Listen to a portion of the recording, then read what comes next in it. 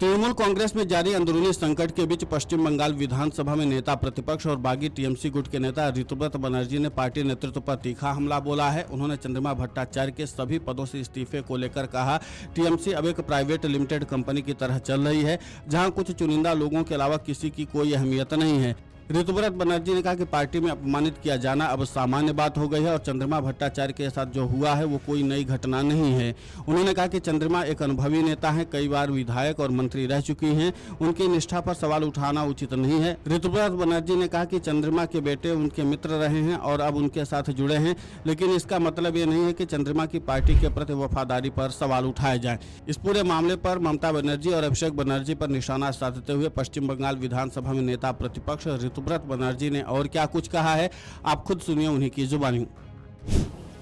अच्छा, एक डेढ़ महीना पहले जब चंद्रिमा दी का नाम अनाउंस हुआ था, जब सायोनी का भी, माला राय का भी नाम जिस दिन अनाउंस हुआ था, वो प्रेस रिलीज तो है, उसमें क्या है, वो कम्युनिक में या सोशल मीडिया में जो आया था कि टेम्पोररी स्टेट प्रेसिडेंट था, नहीं। झूठ का भी एक हद होता है, पैथोलॉजिकल लाई।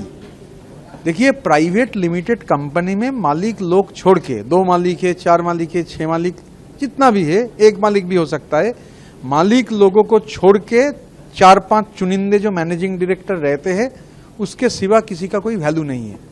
तो नॉर्मली ह्यूमिलिएशन होता है। नॉर्मली चंद्रिमा दी के साथ जो हुआ है, इससे कोई आश्चर्य होने का बात नहीं है, यही चले आ रहा है।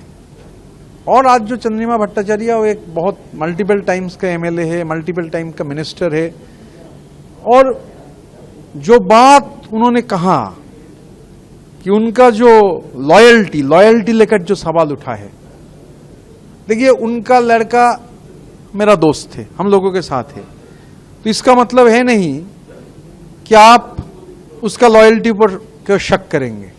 आपके कमेटी में है, आप नाम अनाउंस कर रहे हैं, थोड़ा जांच पड़ताल कर लीजिए। लॉयल्टी का सवाल बोल रहे हैं ना, कंपनी का मैनेजिंग डायरेक्टर मालिक के खिलाफ ऑलरेडी बयान दे चुका है कि नहीं, ये थोड़ा पता कीजिए, ये थोड़ा पता करना जरूरी है।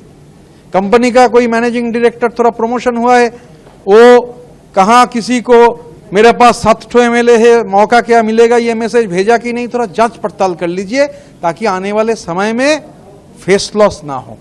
चंद्रिमा दी का हादसा आज हुआ है, सायोनी घोष और माला राय का नाम अनाउंस हुआ था, वो लोग चले गए। नेशनल वर्किंग कमेटी मेंबर आके हम लोग के यहाँ बैठ गए। डिस्ट्रिक्ट के प्रेसिडेंट नाम घोषणा हो रहा है, घोषणा होने का पहले हमारे साथ बैठे हुए हैं। एमएलए नाम घोषणा हो रहा है, कमेटी में साइन कर दिए हैं। तो थोड़ा अच्छा से इंफॉर्मेशन कलेक्ट करने के लिए मैं गुजारिश करूंगा, फिर फेस लॉस होगा नहीं। जिस तरह से ममता बनर्जी की पार्टी टूटी है, उस पर उन्होंने आज फेसबुक जो लाइव किया था, आरोप लगाया है जो गद्दार थे, दूसरे पार्टी से जीत कर आए थे, यहाँ पर आए, हम मेरे पास आए मेरी सिक्योरिटी के लिए, वही आज पार्टी तोड़े, वो गद्दार है। ममता बनर्जी भी कांग्रेस करते थे, कांग्रेस तोड़ के ही तृणमूल कांग्रेस बना था, और बीजेपी का मदद से ही तृणमूल कांग्रेस खड़ा हुआ था, बीजेपी के साथ चलते थे। तो ये हिस्ट्री तो चेंज होता नहीं है ना। और मेरा एक ही गुजारिश है, इतना ट्रेटर बोल रहे हैं ना, ऐसा स्थिति ना पैदा हो, भगवान करे, कि ट्रेटर बोलने लायक कोई नहीं रहे, सिर्फ मालिक लोग रह जाएगा, और 3-4 प्रोमोटेड मैनेजिंग डायरेक्टर, पुराना 2 मैनेजिंग डायरेक्टर, नया 2-3 मैनेजिंग डायरेक्टर रह जाएगा। फिर किसको ट्रेटर बोलोगे? फिर वो मैनेजिंग डायरेक्टर लोगों के अंदर ढूंढना पड़ेगा कौन ट्रेटर है। ट्रेटर तो है, ट्रेटर है, हम लोग को मालूम है, उनको मालूम नहीं है। तो ये सब थोड़ा इंफॉर्मेशन कलेक्ट करके करने से अच्छा होगा।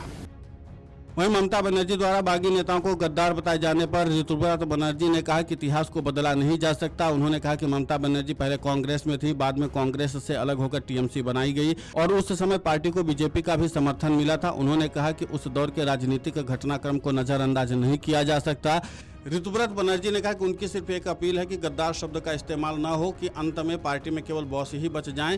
टीएमसी के दोनों गुटों को चुनाव आयोग की ओर से भेजे गए नोटिस पर ऋतुव्रत बनर्जी ने कहा कि जिस दिन उनका प्रतिनिधिमंडल चुनाव आयोग से मिला था, उसी शाम दोनों पक्षों को ईमेल भेजे गए थे। उन्होंने बताया कि एक पत्र ममता बनर्जी को भेजा गया, जिसकी कॉपी उनके गुट को मिली, जबकि दूसरा पत्र उनके गुट को भेजा गया और उसकी प्रति ममता बनर्जी को भेजी गई। वीडियो डेस्क अमर उजाला.com। अगर आप ये वीडियो YouTube पर देख रहे हैं तो हमारे चैनल को सब्सक्राइब कर बेल आइकन दबाएं और Facebook पर देख रहे हैं तो हमारे पेज को लाइक करें।